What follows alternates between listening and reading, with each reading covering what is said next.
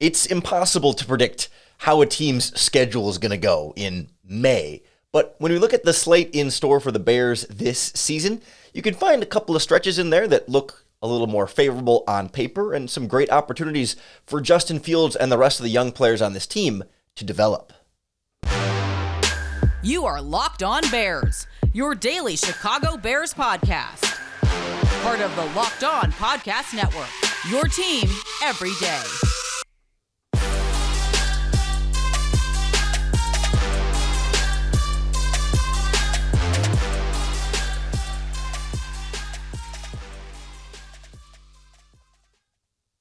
This is Locked On Bears, and I'm your host, Lorin Cox.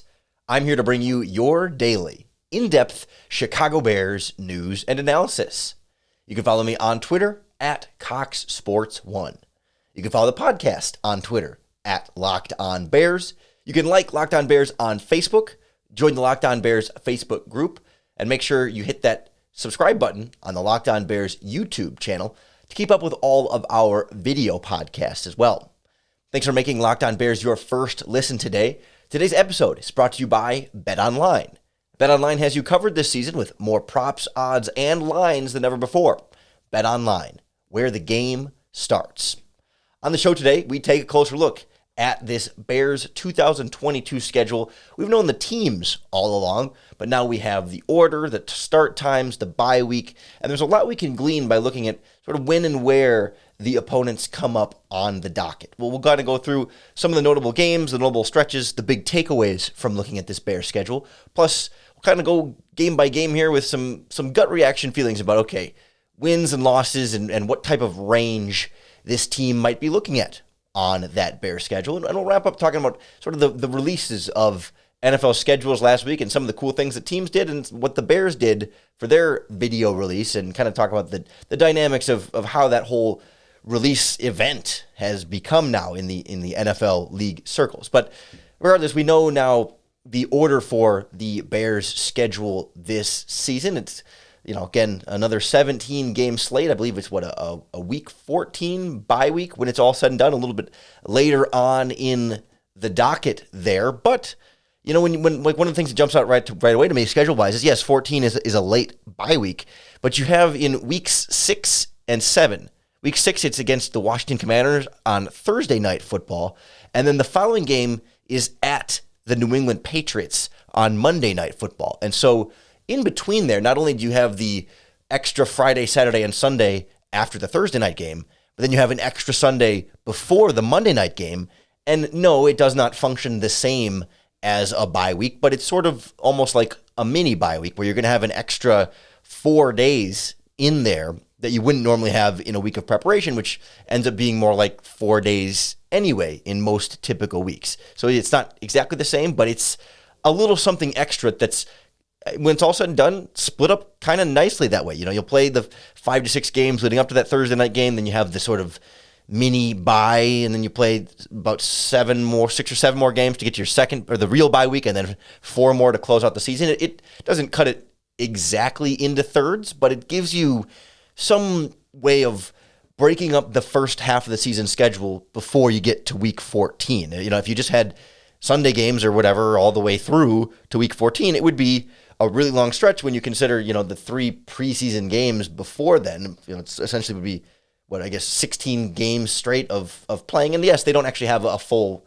week off before week 14, but having that slight bye week, mini bye early on to sort of break up the schedule a little bit more could be helpful when it's all said and done. Right away you sort of look at when the breaks are and when there's going to be some of those types of stretches on this Bears schedule. Of course, you see Green Bay, Sunday Night Football in week 2, and then those 2 games I mentioned are there other 2 primetime games, all in the first 7 weeks of the season. They're fairly early on there, and really I think Green Bay is that first major big challenge. Not to disregard anything about the 49ers in week 1, who are already favored ahead of the Bears, I should say, but obviously Green Bay, we know that. But then, there's a lighter stretch there versus the Texans and then at the New York Giants in week 4. Again, on paper, we don't know exactly just how good and bad those teams are going to be this upcoming season, but you can see a window there for the Bears to maybe have some opportunity to grow after what may be a difficult game against Green Bay, you can sort of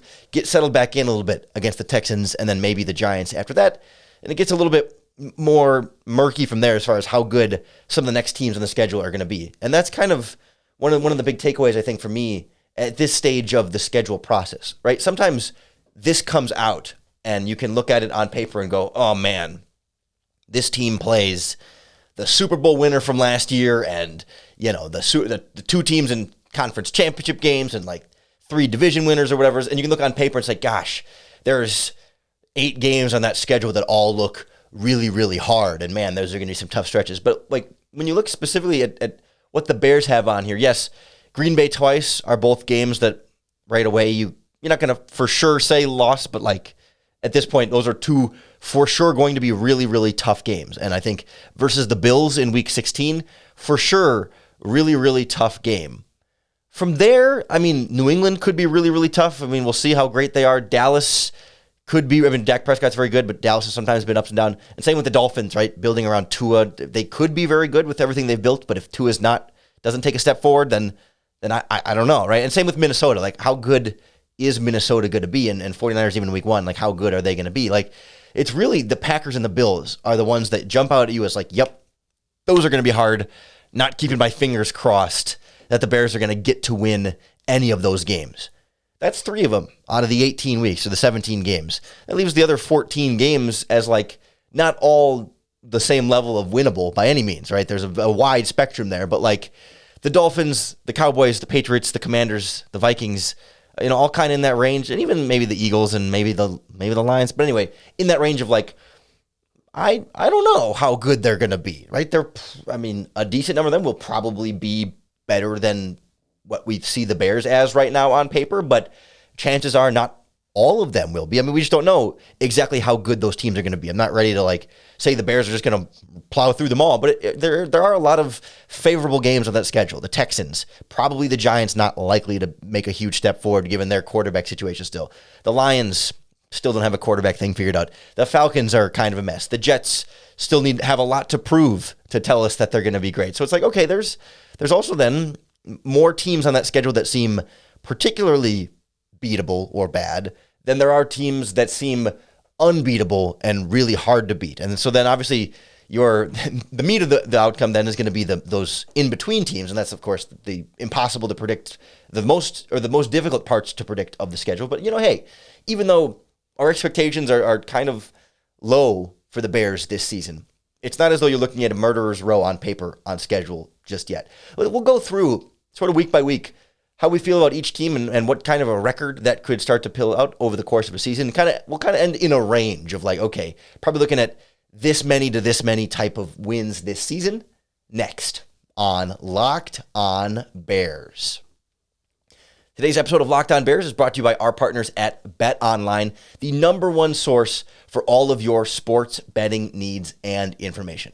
You can find all the latest odds, news, and developments, including, of course, basketball playoffs now advancing into the conference finals. Some, not great Game 7s over the weekend, but some exciting basketball still to be had. Major League Baseball scores, fights, even next season's NFL futures. You can bet over/under on the Bears win total based on the schedule that we've got out now, plus playoff odds, futures odds on awards like MVP, the Offensive Player of the Year, Coach of the Year, and so much more. BetOnline.net is your continued source for all of your sports wagering information from live betting, playoffs, esports, and more. Head to the website today or use your mobile device to learn more about the trends and action you need to know. BetOnline, where the game starts.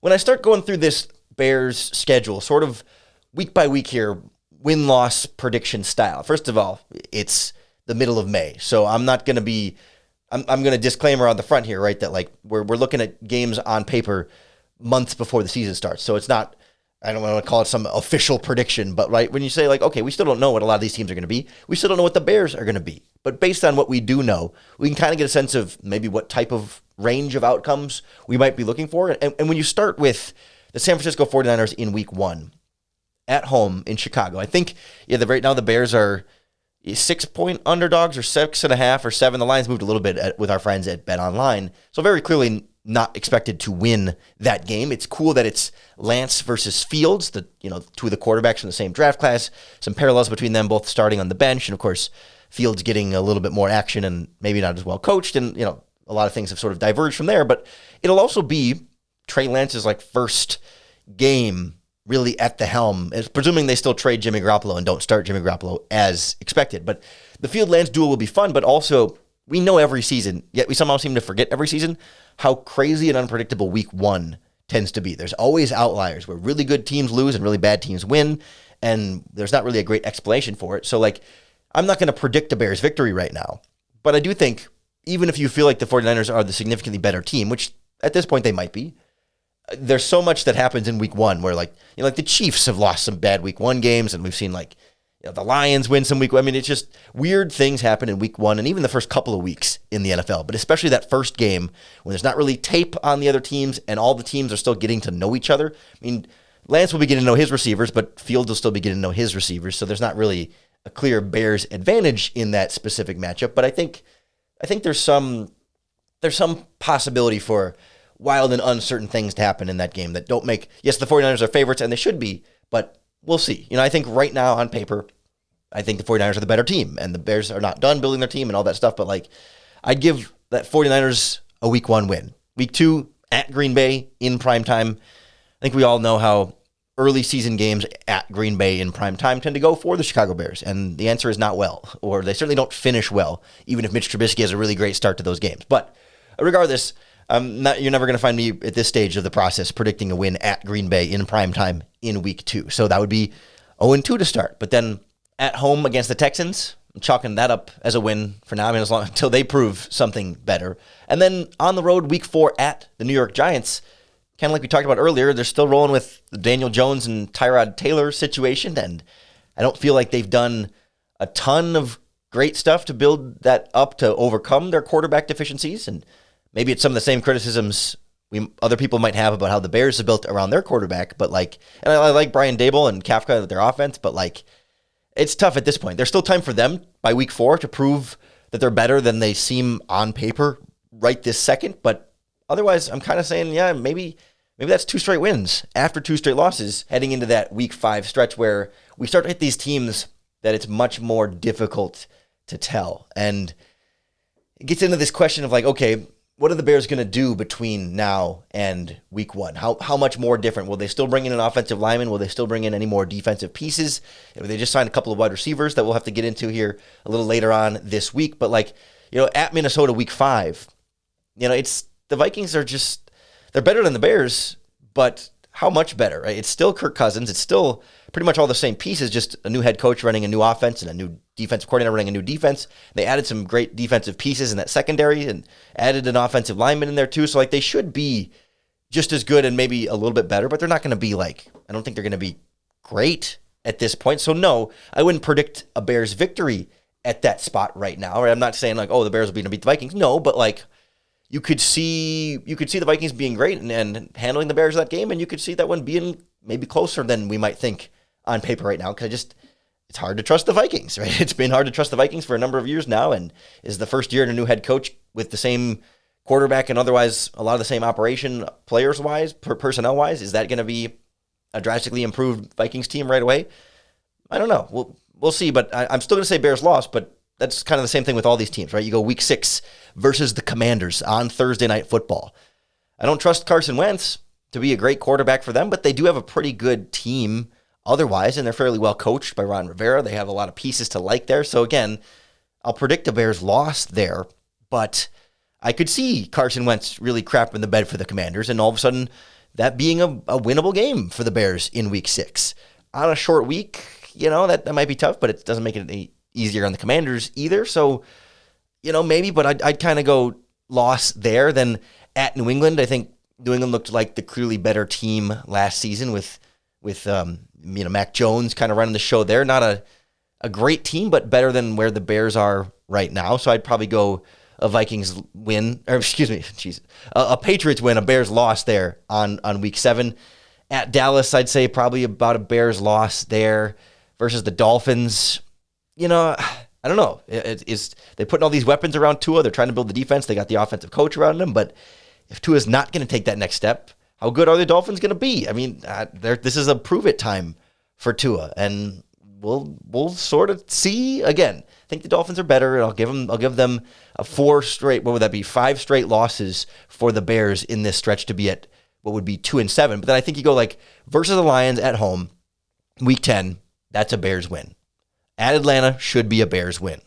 Those teams are, I mean, maybe the Lions will be a little bit better, but certainly at least the home game versus the Lions, you have to take. And then the Falcons should be pretty terrible this season. Bears will beat that one. At the Jets, they had a great draft by all accounts, but I don't know. Is Zach Wilson going to take that big step right away? Have they built enough around him to be great?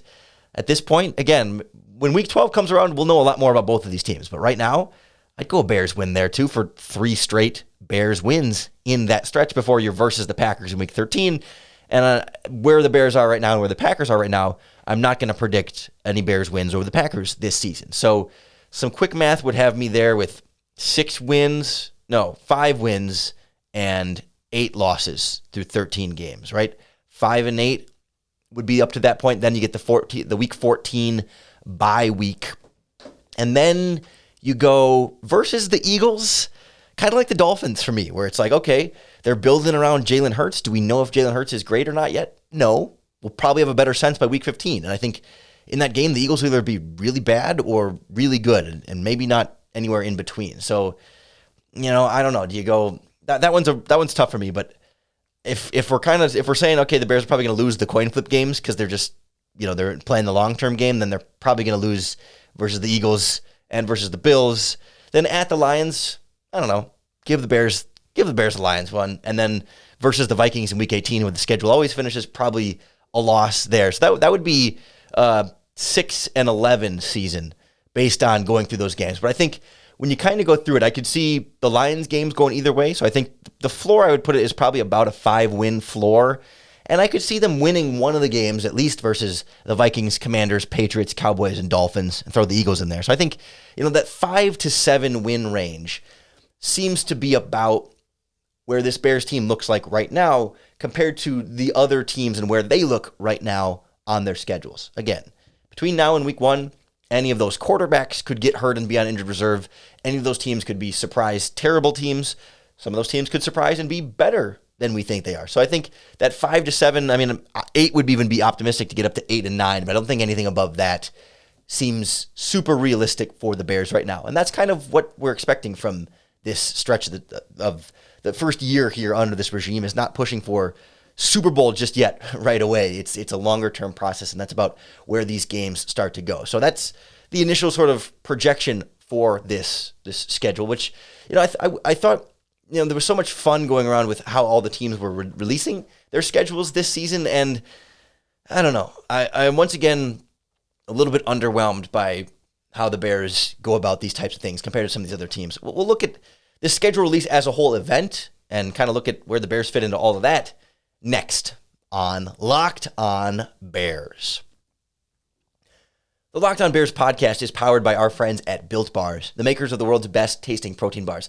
And they've got a new flavor out right now called Birthday Cake Built Puffs that are so good. And I'm always impressed when they come out with a new one and we get to try a batch of them. And man, these guys just don't miss, because Built Puffs, it's like taking your finger and dipping it into like frosting, like cake frosting, and then, eating it, of course, but then like realizing it's 150 calories and 16 grams of protein, right? It's sweet, it's delicious. There are actual sprinkles on the Built Puff, and the inside is like essentially a marshmallow. It tastes like a birthday cake covered marshmallow of sorts. It's really, really good. But again, like all flavors of Built Bars and Built Puffs, they're low sugar, low calories, high fiber, and high protein. It's an elite combination. It's the ultimate dessert because it's good for you. It's a great snack. It leaves you feeling full too, and it satisfies my sweet tooth.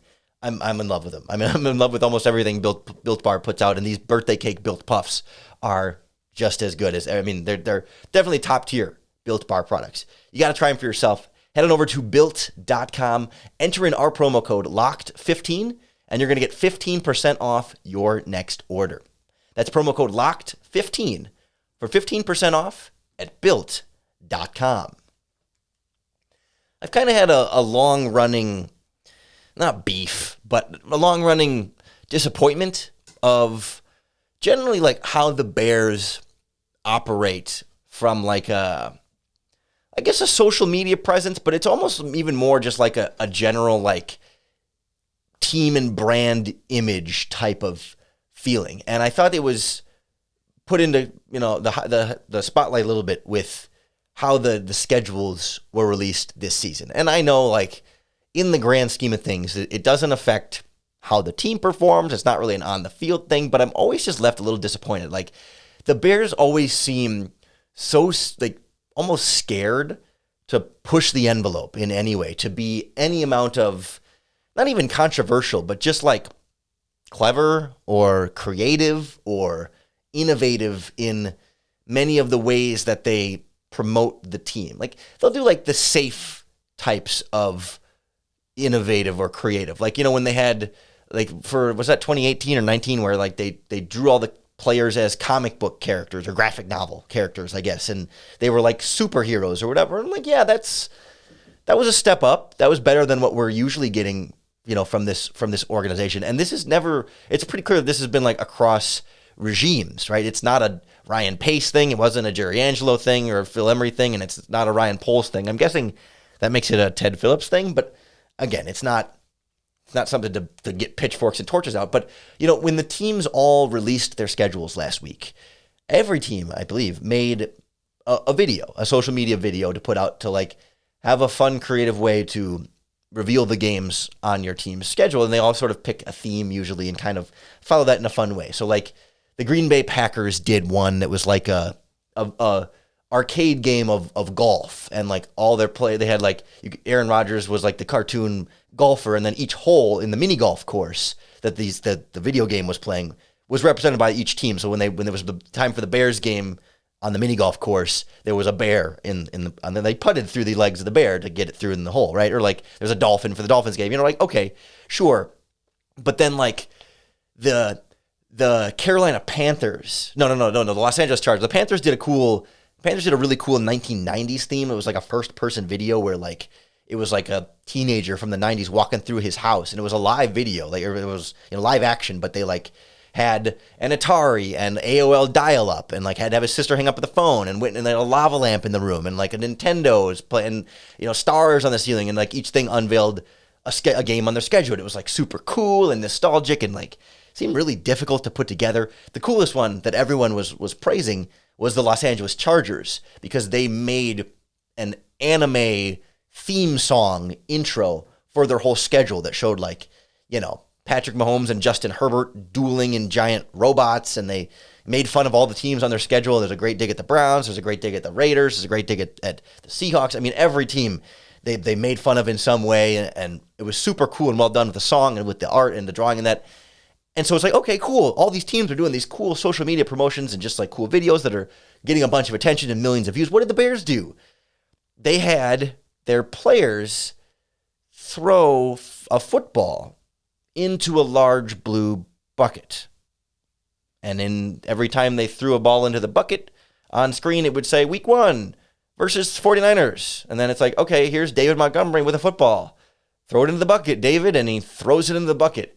Week 2 at Green Bay Packers. And then it's like, oh, here's Cairo Santos. Kick the ball into the bucket, Cairo. And Cairo lines up for the field goal, or a little like practice tee kick, kicks it into a blue bucket. And, oh, that's week 3 against the Vikings or whatever. And I was just like, okay, I will give them credit, because by the time you get to the end of the video, there's some humor in that they use the same clip of the same ball going into the same bucket over and over again, no matter what angle or where the person was throwing or kicking from. And so like they had Patrick Scales, the long snapper, like snap it off the ground, and then it cuts the video flying in from the sky, so there's some funny like, haha, they're cutting to the same clip every time. And then finally you get to like week 16 or 17, and they put Justin Fields in front of a green screen, and they had him throw the ball from on top of the Sears Tower and into the bucket, right? Or from Soldier Field. He throws it over the stadium and it lands in the bucket. And then I think they put him on the moon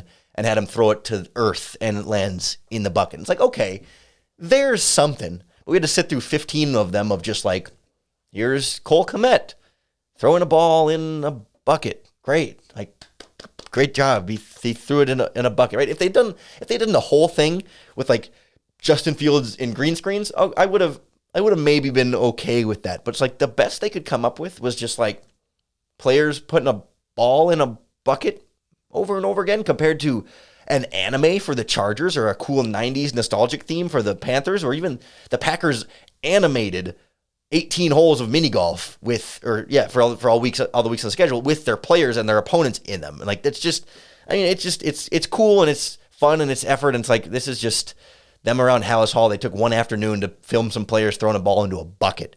Like, great job. It's just like, they're so afraid to push the envelope even just a little bit, right?